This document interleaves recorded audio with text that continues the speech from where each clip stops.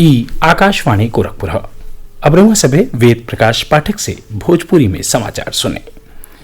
प्रधानमंत्री नरेंद्र मोदी देश में कोविड-19 से पैदा भइल हालत के आज समीक्षा कैलें। वहां के देश के अलग अलग हिस्सन के हालत और अलग अलग राज्यन के तैयारियन के जायजा लेने। श्री मोदी सार्वजनिक जगहन पर व्यक्तिगत साफ सफाई और सामाजिक अनुशासन बनावे रखले की जरूरत पर जोर देने। श्री मोदी कहने कि कोविड-19 के बारे में पुरहर जागरूकता पैदा कैले और एकरे संक्रमण के प्रसार रोकले का लगातार प्रयास करे के चाही। प्रधानमंत्री बात दोहरौने की एह बारे में कौनो लापरवाही नहीं बरते के चाही। वहां के दिल्ली में महामारी के हालत पर नियंत्रण कैले में केंद्र सरकार, राज्य सरकार और स्थानीय प्राधिकरण के प्रयासन का सराहना कैली। श्री मोदी निर्देश देलें कि औरियो राज्य सरकारन के समूचा एनसीआर क्षेत्र में कोविड-19 महामारी का प्रकोप कम करे खातिर ऐसा दृष्टिकोण अपनावे के चाही। समीक्षा बैठकी में केंद्रीय गृह मंत्री अमित शाह, स्वास्थ्य मंत्री डॉक्टर हर्षवर्धन, नीति आयोग के सदस्य, कैबिनेट सचिव आ औरियो सीनियर अधिकारी हिस्सा लेने। कोविड-19 के प्रसार के रोकले आ विशेष स्वच्छता अभियान संचालित करे खातिर प्रदेश में बिहने रात 10 बजे से अलग अलग प्रतिबंध लागू हो गये हमें। सोमवार के बिना ही 5 बजे ले जारी रहे वाले यह प्रतिबंधन के दौरान राज्य में सज्जो कार्यालय, बाजार और व्यावसायिक प्रतिष्ठानन के बंद रखले का निर्देश हो। शहर, कस्बा और गांव में जरूरी और आपातकालीन सेवा के छोड़ के और कोनो प्रकार के आवागमन पर रोके हो। प्रदेश के मुख्य सचिव राजेंद्र कुमार तिवारी की ओर से जारी दिशा निर्देश में रेल और हवाई यातायात के अलावा राष्ट्रीय राजमार्गन पर आवाजाही और माल के ढुलाई के ए प्रतिबंधन से छूट दिहल गयल हो। औद्योगिक इकाईन के संचालन पर ए प्रतिबंधन का कौनो असर नहीं हुई। काली संझा जारी संशोधन में कहल गयल हो कि प्रदेश में धार्मिक स्थलन के प्रतिबंध के दौरान खोलल जा सकेला और गोरखपुर, वाराणसी, अयोध्या, कुशीनगर, बस्ती और बलरामपुर जिलन के सज्जो जगहिन पर प्रतिबंध के दौरान आज बाजार और व्यावसायिक प्रतिष्ठान बंद रहने। सड़किन पर आवश्यक सेवा के वाहन के अलावा और यो वाहन नहीं चलेले।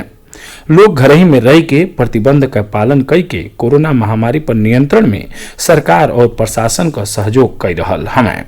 पुलिस जगह जगह नाकाबंदी कई के अनावश्यक बहरे निकले वालन पर कार्रवाई कर रहल हो। सतही लगातार गश्त कई के लोगन के प्रतिबंध के पालन करे खातिर प्रेरित कल जा रहा हो। ए दौरान पूरा प्रदेश में आज व्यापक स्तर पर स्वच्छता अभियान चलावल जा रहा हो। मुख्यमंत्री योगी आदित्यनाथ कोरोना संक्रमण और संचारी रोगन पर नियंत्रण खातिर विशेष स्वच्छता अभियान के हर जनपद में हर स्तर पर प्रभावी तरीका से संचालित कैले का निर्देश दिले हमें। मुख्यमंत्री कहला कि राज्य में 11 और 12 जुलाई यानी आज और बिहने सज्जो शहरी और ग्रामीण इलाका में विशेष स्वच्छता अभियान चलावल जाये। मुख्यमंत्री कहला कि यह अभियान में कोनो भी तरह का शिथिलता चाहे लापरवाही न बरतल जाए। मुख्यमंत्री काल रात ही प्रदेश के सज्जो मंडलायुक्तन, जिलाधिकारी आ पुलिस और प्रशासन के सीनियर अधिकारियों के वीडियो कॉन्फ्रेंस के जरिए इस संबंध में निर्देश जारी कैलें।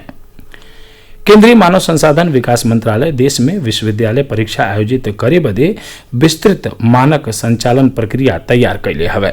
ई प्रक्रिया गृह और स्वास्थ्य मंत्रालय के सहयोग से तैयार कैल गयल हो। कोविड-19 वैश्विक महामारी के देख के यह प्रक्रिया में विद्यार्थियों के सुरक्षा, निष्पक्षता और समान अवसर के मानदंड के शामिल कैल गयल हो। मानव संसाधन विकास मंत्री रमेश पोखरियाल निशंक बतौने की विश्वविद्यालय अनुदान आयोग एह बरिस 30 सितंबर ले विश्वविद्यालयन में सज्जो टर्मिनल सेमेस्टर परीक्षा आयोजित कैले के बारे में दिशा निर्देश जारी कैले हवे। वहां के कहने की परीक्षा ऑनलाइन, ऑफलाइन चाहे दोनों तरीका से आयोजित कैल जाये। कोविड-19 के बारे में आकाशवाणी के विशेष कार्यक्रम में हिस्सा लेत लेडी हार्डिंग मेडिकल कॉलेज नई दिल्ली में चिकित्सा विभाग के प्रोफेसर डॉक्टर मधुर यादव लोगन के सलाह दिले हमें कि ऊ काम पर बहरे जात समय सांस लेहले से संबंधित सज्जो सुरक्षित उपायन का पालन करें। हमको सावधानी उसी ऊंचे स्तर की रखनी चाहिए जो हमने लॉकडाउन के समय रखी थी। हम बेवजह घर से बाहर नहीं निकलेंगे, बाहर निकलेंगे तो मास्क लगा के निकलेंगे और रेस्पिरेटरी एटिकेट जिसमें कि मास्क लगाना अगर छींके तो हम कोहनी होती उसे मोड़ के छींके और लगातार हाथ धोते रहे।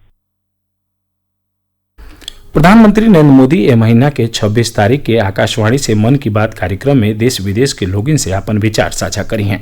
मासिक रेडियो कार्यक्रम का ई 67वीं कड़ी हुई। लोगन के अपन विचार साझा करे बदे आमंत्रित कल गयल हो।